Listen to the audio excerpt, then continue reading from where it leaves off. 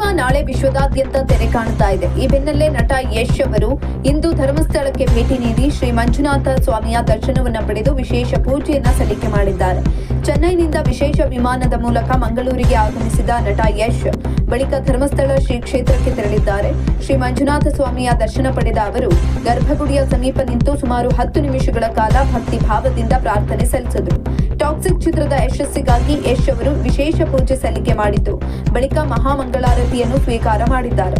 ಪ್ರತಿ ಚಿತ್ರ ಬಿಡುಗಡೆಗೂ ಮುನ್ನ ಧರ್ಮಸ್ಥಳ ಶ್ರೀ ಕ್ಷೇತ್ರಕ್ಕೆ ಭೇಟಿ ನೀಡುವುದು ನಟ ಯಶ್ ಅವರ ರೂಢಿಯಾಗಿದೆ. ಈ ಸಂಪ್ರದಾಯವನ್ನ ಪ್ರತಿ ಬಾರಿಯೂ ಮುಂದುವರಿಸಿಕೊಂಡು ಬರುತ್ತಿರುವ ಯಶ್ ಇದೀಗ ಟಾಕ್ಸಿಕ್ ಚಿತ್ರದ ಯಶಸ್ಸಿಗಾಗಿ ಶ್ರೀ ಮಂಜುನಾಥನ ಸನ್ನಿಧಿಯಲ್ಲಿ ಪ್ರಾರ್ಥನೆಯನ್ನ ಮಾಡಿದ್ದಾರೆ.